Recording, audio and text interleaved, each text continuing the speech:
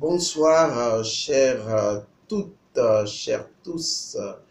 Tout dépend de votre position sur la planète Terre.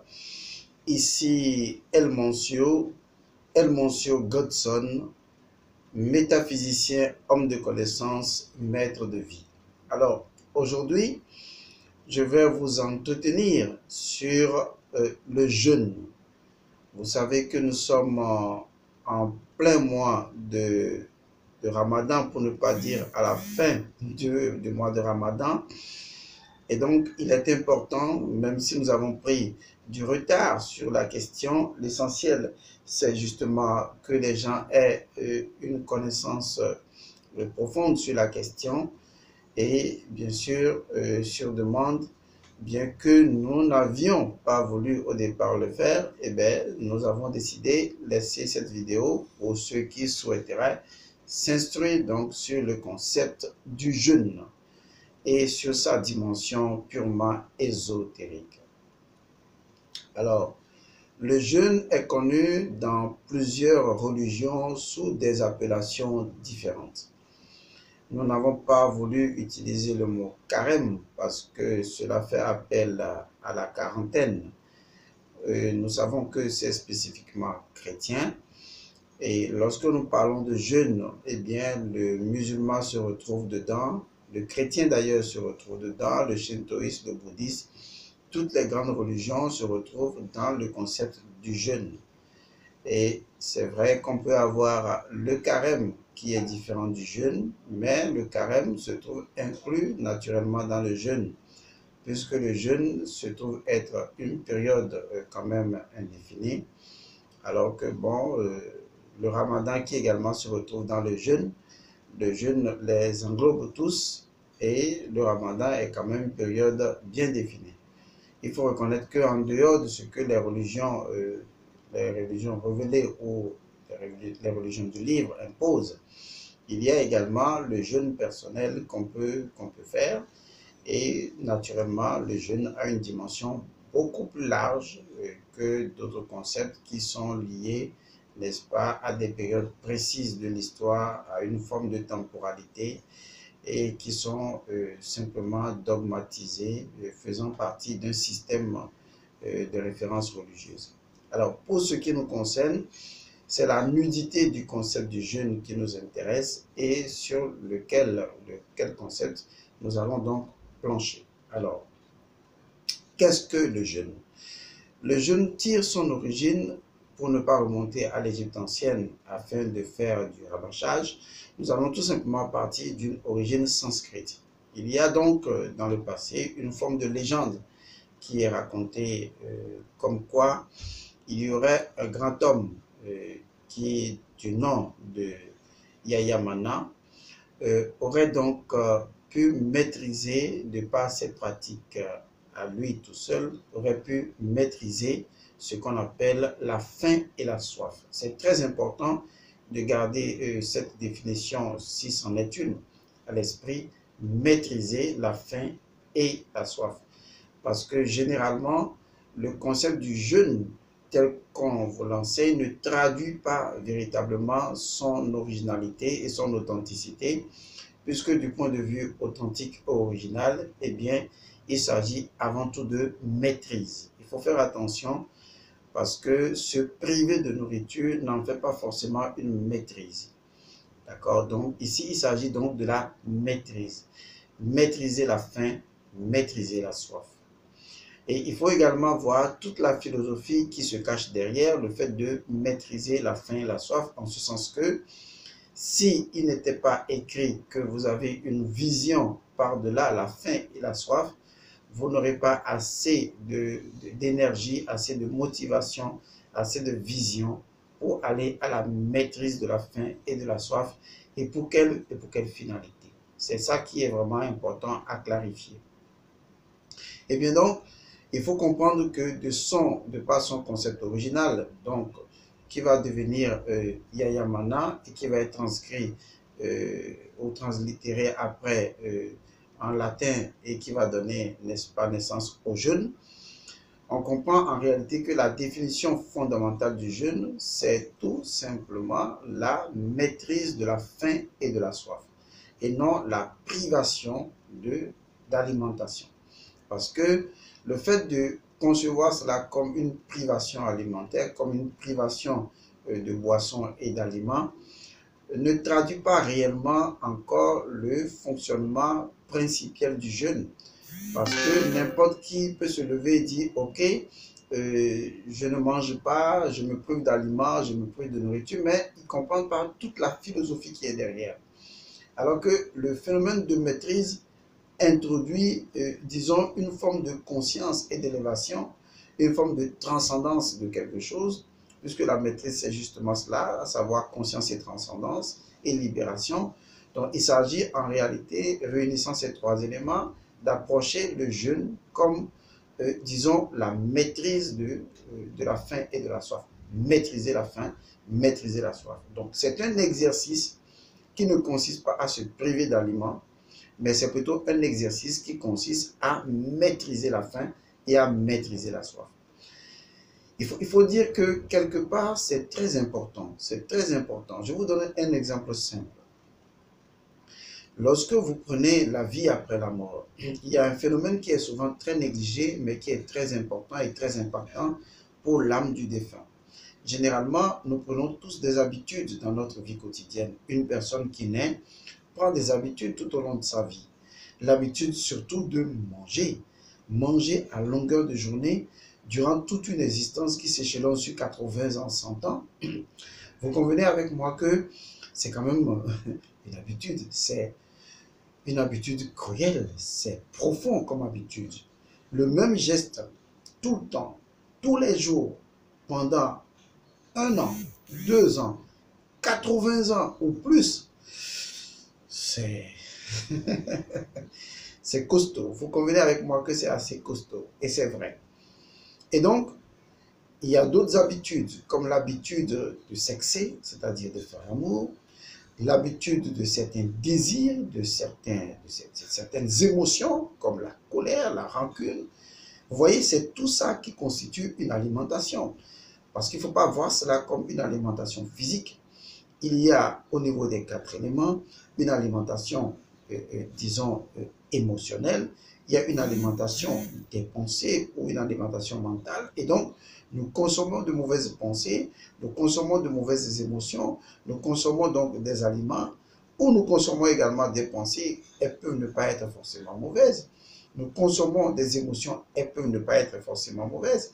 Nous consommons des aliments, il peut ne pas être forcément mauvais. De toute façon, ce qui est important à retenir, c'est que c'est le fait de s'alimenter sur divers plans d'action, sur divers niveaux de conscience. Aussi bien intérieurement que extérieurement, il y a une habitude de prendre, de consommer. Et donc, c'est tout cela qui constitue la faim. Vous voyez, la faim est vue sur plusieurs dimensions. Vous allez voir des personnes, tant qu'elles ne se nourrissent pas d'émotions des autres, tant qu'elles ne mangent pas les émotions des autres, tant que ces personnes ne prennent pas des émotions, qu'elles soient positives ou négatives des autres, eh bien, elles ont l'impression de ne pas être suffisamment rassasiées. Il y en a qui ont fait du parler des autres en négatif leur alimentation. Et c'est ça qui les satisfont. Ce sont ces choses qui les satisfont. Vous voyez? Donc, il faut voir large, le fait de manger et de boire large. Mais même si on part sur le grégaire, qui est tout simplement le fait de manger et le fait de boire physiquement, on peut, à partir de cet exemple-là, repliquer la chose sur plusieurs champs d'action. Toujours est-il qu'il faut le comprendre de cette manière-là. Il s'agit en fait de maîtrise. Et la maîtrise introduit des éléments aussi simples comme la conscience, comme la transcendance, qui est interne à la conscience, et la libération. Donc, il s'agit de se libérer de la faim, de se libérer de la soif, par la maîtrise. C'est pourquoi on parlera de Yaya Mana, vous voyez, qui est un concept qui renforce le contrôle, qui conduit le contrôle de Yama vers Yaya. Donc, c'est comme le contrôle du contrôle, qui donne naturellement un éveil, une conscience, et donc c'est la maîtrise donc de la faim et de la soif. C'est très important, c'est différent de la privation alimentaire, c'est différent de la privation de la soif, c'est pas du tout la même chose. Une simple privation, c'est que je refuse de manger, mais je n'ai pas maîtrisé la faim, puisque j'ai encore la conscience sur le fait de manger, et tel que c'est fait par beaucoup de personnes, les gens attendent que l'heure fatidique pour se jeter sur la nourriture, comme si on les privait, comme si une injonction extérieure les privait. Alors que au niveau du yogi ou de la yogini, il s'agit de faire un travail sur soi pour pouvoir transcender par la conscience et par la libération et bien sûr le phénomène de la faim et de la soif. Je parlais tantôt du fait que de la vie après la mort. Vous savez, nous avons tellement de caractère, nous avons tellement d'habitudes et de caractère naturellement que à la fin de l'existence terrestre, après la mort, l'individu est enclin à adopter les mêmes comportements, c'est-à-dire à continuer d'avoir faim alors qu'il a quitté ce champ d'action physique, à continuer d'avoir soif alors qu'il a quitté ce champ d'action physique, à continuer d'avoir les mêmes désirs, vous voyez, on élargit justement, les mêmes désirs, disons, d'avoir des envies sexuelles, c'est également une autre forme de faim. Et donc, il a autant de désirs de la vie matérielle qui sont des faims, hein, qui sont des soifs, exactement. Et donc, après sa mort, l'individu continue à nourrir ses désirs, et même dans certaines contrées africaines ou ailleurs, lorsque quelqu'un décède, on continue de lui donner de l'eau à un endroit précis. On continue de lui donner de la nourriture à un endroit précis. Donc, les gens ont conscience que les défunts peuvent toujours avoir faim, peuvent toujours avoir soif. Et ça, c'est ce qui est dangereux parce que cela maintient le défunt ici, puisqu'il revient toujours au même endroit pour manger, pour boire, alors que si tout au long de sa vie, il avait appris, n'est-ce pas, le Yayamana, en fait, il aurait pu, ou le jeûne si vous voulez, s'il avait pu avoir cette maîtrise sur la faim et sur la soif, cela veut dire qu'après sa mort, il prend conscience qu'en réalité, il n'a pas besoin de manger. C'est la différence, c'est-à-dire il y a une différence entre se priver de nourriture et prendre conscience qu'on n'a pas besoin de manger. Et c'est ce qui va amener à comprendre un peu l'histoire de Jésus qui dira que l'homme ne vit pas seulement du pain, mais de toute parole qui vient de Dieu. C'est l'élément essentiel de la maîtrise de la faim. Parce qu'on maîtrise la faim, mais justement, on remplace la faim par une autre forme de nourriture. Parce que l'homme ne se nourrit pas seulement horizontalement, mais il se nourrit verticalement. Se nourrir verticalement, cela veut dire qu'il peut devenir un Eshwa Kanewale, c'est-à-dire un mangeur de Dieu. Parce que tout ce qu'il mange en fait dans la vie quotidienne lui fournit quelque chose d'essentiel qui est de l'énergie, qui est de la vitalité. Il est donc possible de consommer directement cette vitalité dans l'univers, dans la nature, pas un procédé naturel, qui est un procédé alchimique, mais qui ne peut se déclencher que lorsque l'individu renonce, voilà, se détache ou maîtrise la faim grégaire. Parce que tant que la nourriture telle qu'il la connaît continue de l'attirer, continue d'éveiller du désir en lui, continue de produire en lui de l'attachement au niveau de ses glandes endocrines, au niveau de ses attachements émotionnels et au niveau de ses pensées, vous convenez avec moi que même après la mort, il continuera à avoir faim parce que c'est cette habitude qui l'emportera. Et quand les vivants ne lui donneront pas à manger, lui qui est déjà décédé, il pourrait donc avoir des colères. C'est ce qui se passe généralement lorsque quelqu'un décède et que vous prenez sa femme, ou lorsque quelqu'un décède et vous prenez sa place au bureau. La personne ne réalise pas l'illusion dans laquelle, après la mort, elle se retrouve pour croire que ces choses constituent encore des faims et des soifs à combler. L'individu n'avait pas appris à s'en détacher, n'avait pas appris consciemment à les transcender et à s'en libérer. L'individu n'avait pas appris ce jeûne qui lui permet d'avoir la maîtrise. Vous voyez, pas qu'on lui impose, mais la maîtrise. Il peut s'en passer. Et il peut remplacer la nourriture physique par une autre forme de nourriture. Il y a eu des saints dans le passé qui avaient arrêté à un moment donné de manger carrément. Et ça a été avec de l'entraînement. Et c'est justement cet entraînement-là qui est le Yayamana, qui est donc ce que j'appellerais la maîtrise. Parce que pour arriver à une forme de maîtrise, il faut de la pratique. Et donc, quelqu'un qui pratique régulièrement le jeûne, et le jeûne qui est naturellement thérapeutique pour le corps physique, il faut le comprendre, eh bien, cette personne arrive à maîtriser, n'est-ce pas, sa faim. Je vous assure que si vous analysez bien, vous allez constater que vous mangez trop. Nous mangeons trop. Et souvent, nous mangeons parce que nous avons des soucis. Nous remplaçons les soucis par la nourriture. Nous comblons un manque affectif même par la nourriture. Et c'est ça qu'il faut vraiment regarder. Sinon, en fait, l'être humain n'a besoin que de manger un repas par jour. C'est sur expérience. Tant qu'il a conscience que son corps peut se nourrir d'une autre forme d'énergie qui lui est fournie de l'intérieur par sa conscience, tant qu'il peut se libérer de l'illusion de la faim et de la soif, eh bien, il peut réaliser que son corps n'a pas besoin de manger. Mais tant qu'il n'arrive pas à réaliser que manger et boire, c'est yama, c'est-à-dire c'est maya, par yama, c'est-à-dire par la maîtrise, il réalise maya, par yama, il réalise maya, et donc il ne peut pas. Parce que maya, c'est l'illusion, et yama, c'est le contrôle, c'est la maîtrise.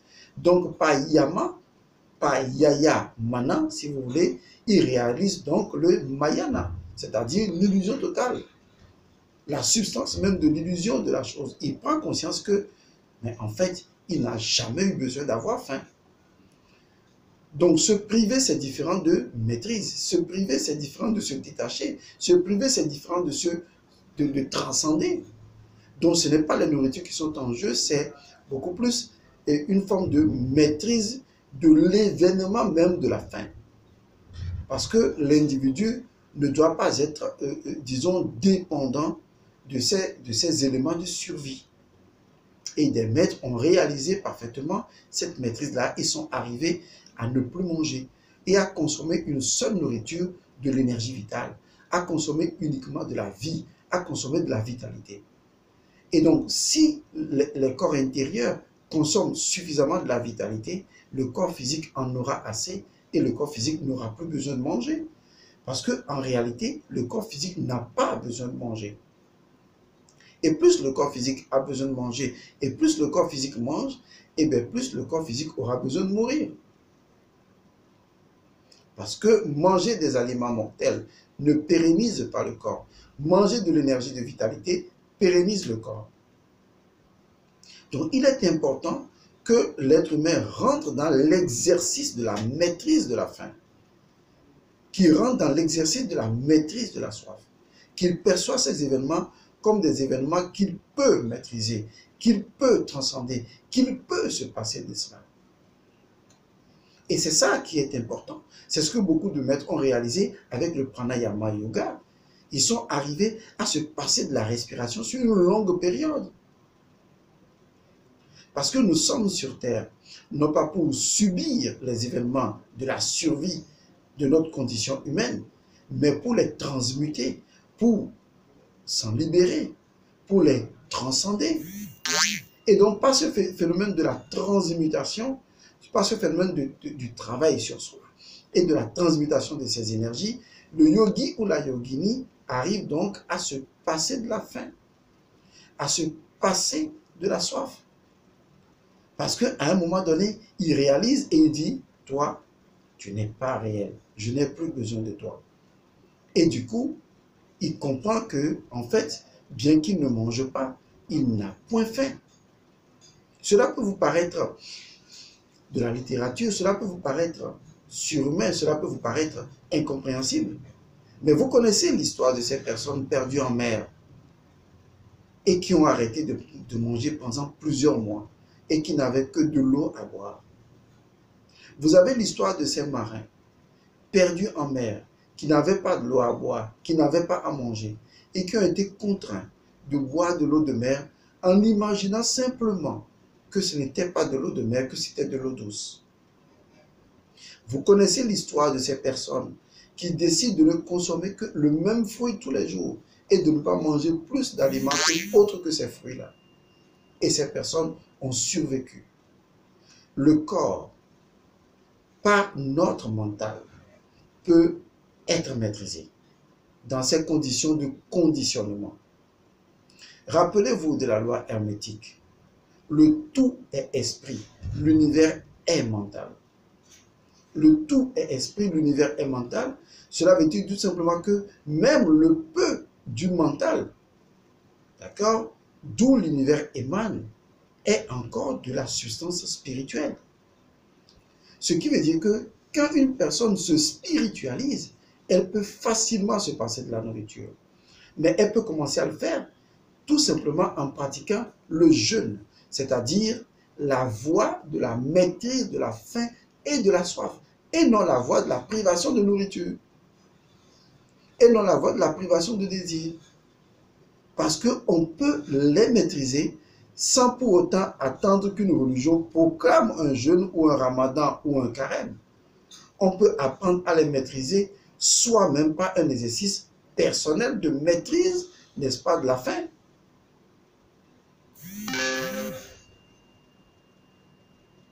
Et donc, c'est l'élément important. Il faut donc comprendre à partir de ce moment qu'il est fondamental d'arriver à maîtriser, n'est-ce pas, la faim et la soif.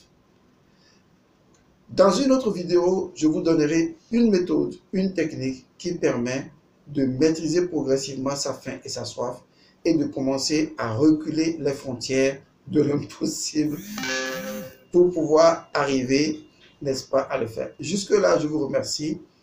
Portez-vous bien. C'était Elmoncio Godson et le jeûne. Merci. Que les bénédictions soient. Au revoir.